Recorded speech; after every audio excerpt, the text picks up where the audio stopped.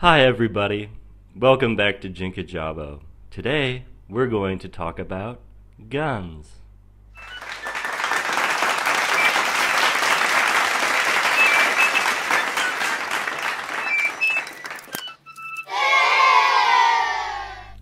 That was insipid. I'm sorry about that. I'm not going to make light of this, but what else can I do? Even the comedians, they're the ones who are blubbering and crying. Jimmy Kimmel, in tears. I don't know. I hate to say it, but as someone who grew up in a land of mass shooting, where every year it was some new story, which, it just keeps going and going. Year after year, there's always someone new. I'm certainly kind of numb to it now.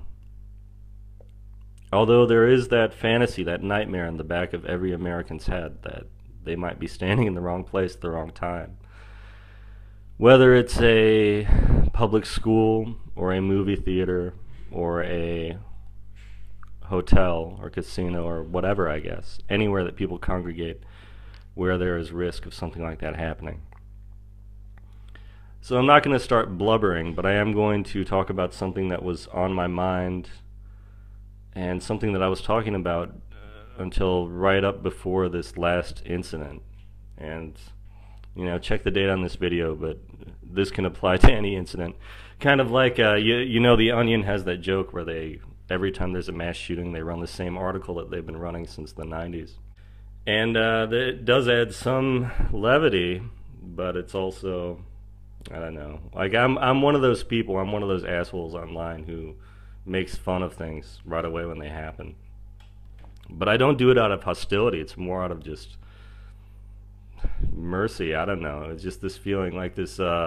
Mark Twain said it best when he said that humor is the only real accurate weapon that we have as a race. But anyway, getting quite dark, and of course it's a dark topic today because I wanted to talk about guns. And the reason I'm wearing my Communist Pride shirt here, which you can get any street corner here in Hanoi, is that gun control is actually one of the few issues where I'm still very left-wing. And I want to start out by just that quote from Stefan Molyneux that everyone was passing around, which claims that with gun control you are giving power to a central authority, which is not exactly what he said. I don't have it out in front of me right now, but most of you who are following any right-wing pages have seen it. The main argument that right-wingers have made about gun control is that we shouldn't give that much power to a central authority, that we shouldn't have the government deciding that. That to have gun control to make things illegal is to put the government's nose in our business. When it does say explicitly in our Constitution that we do have the right to keep and bear arms, not the right to keep an arm bears. Okay, so again, it's so hard to find levity, it's so hard to find humor in this topic. But I have been studying international politics more and more, especially since I've been red-pilled, and I've become more and more on the side of gun control. You can tell me about how great socialized medicine might be in the UK or somewhere, and I really don't see that. But when I look at just the cold numbers of our own country and our obsession with guns and everything, it's just one of those marks in America that I don't fully understand. And I think it does stretch all the way up to our arms industry, right up to Lockheed Martin. I think, I'm not into conspiracy theories or any of this, but I do know that lots and lots of money goes into that industry. And I've even been offered jobs, work with companies through these very high profit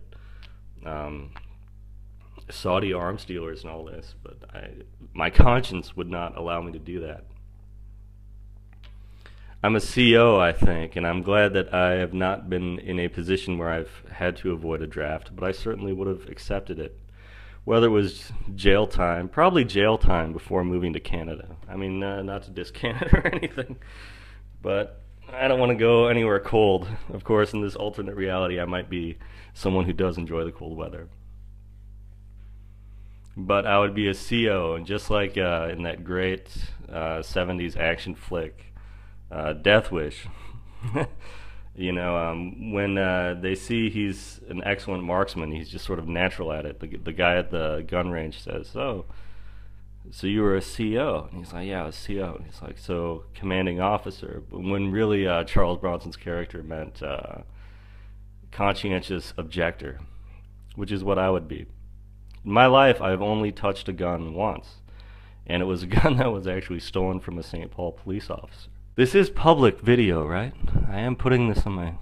But that's part of a different reality, different place, different time.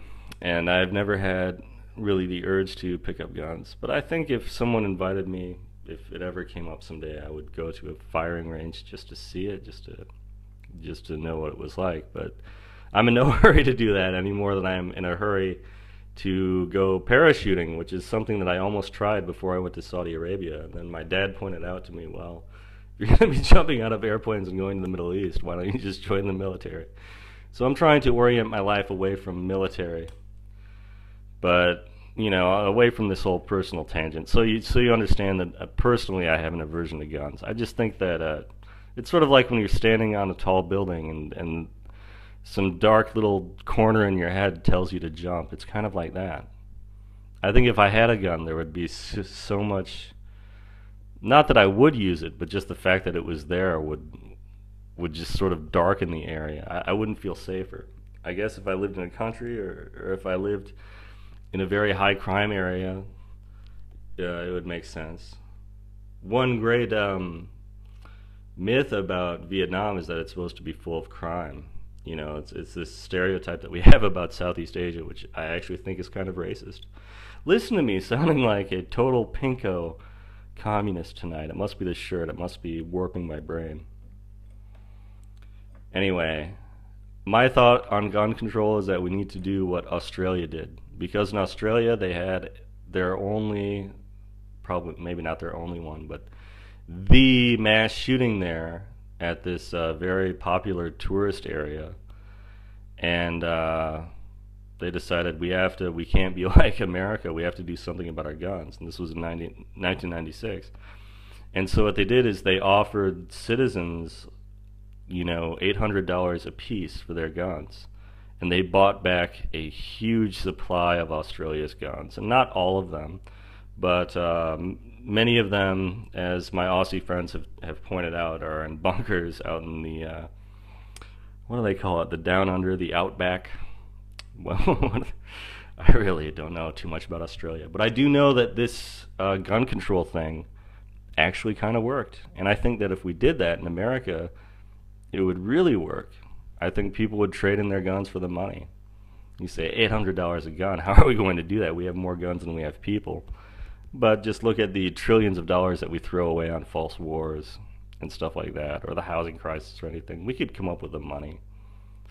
And there would be people who would make money doing it, and so it would flow directly back into our economy anyway. So you might say that I'm a dreamer, but I'm not the only one.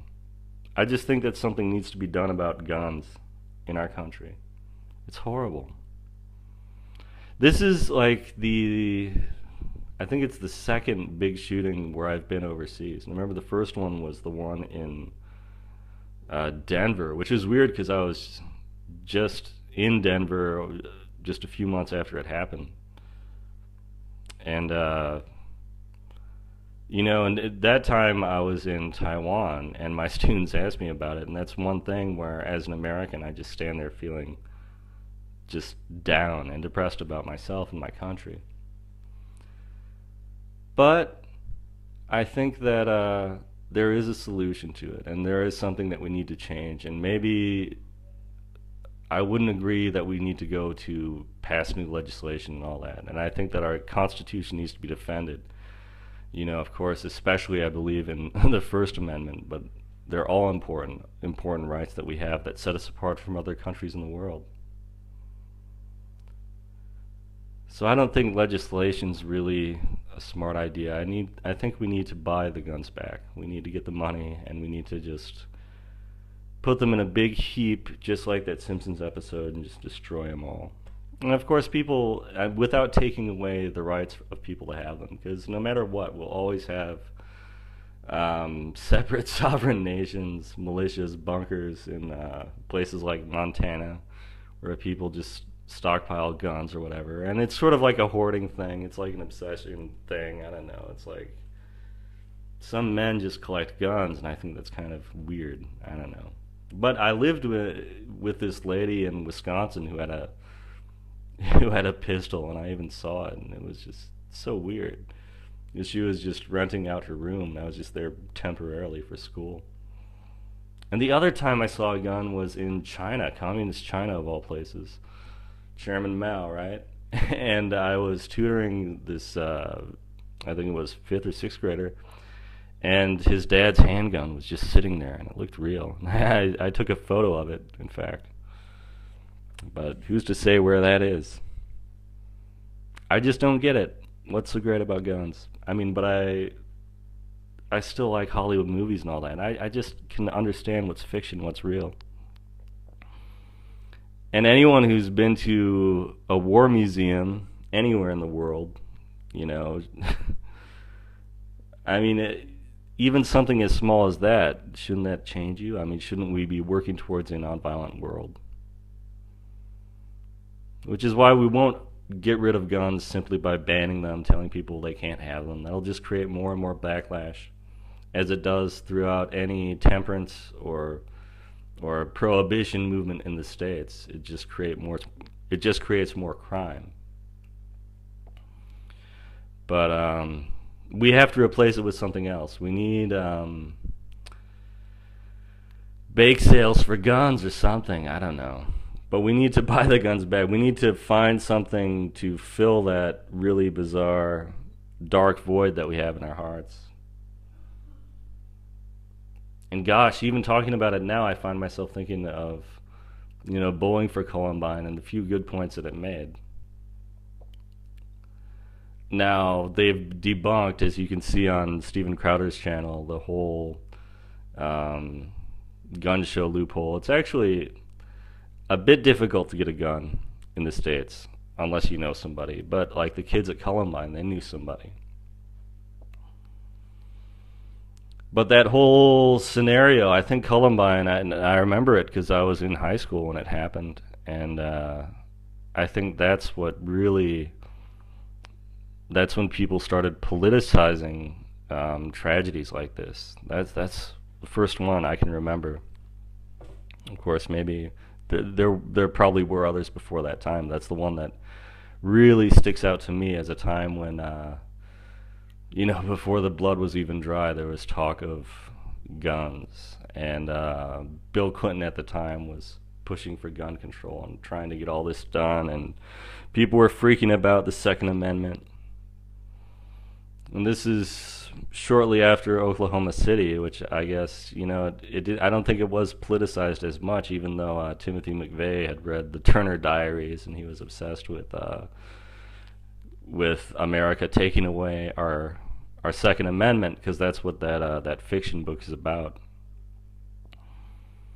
People read these shit books and turn into insane psychopaths, If one book can turn you on that much, then why not read a few others? You know what I mean? Get the most from each. It's like you're playing Mega Man, but you're just happy with just having the one power. Come on. Was that a good analogy? I'm quite tired. It's Sunday night here, and I do have to work in the morning, but I just wanted to make a quick video yapping about guns because I just heard Secular Talk, Kyle's long rant where he kind of shrieks and screams and he makes fun of Alex Jones while kind of emulating Alex Jones, and it made me realize, I'm not a complete Republican. I guess I'm just a centrist. I don't know. I'm like a red-pilled right-wing socialist for Bernie or something. Who knows, man? Like, it's all completely muddled up, and every time they take some strategy or who knows, man? It's all completely muddled up, and every time they take some tragedy and politicize it, it puts us in a situation where politics begin to mean nothing, but it's just symbols and representations, and it has nothing to do with who people really are or what suffering is really happening in the world. turning our frogs gay, putting fluoride in the water.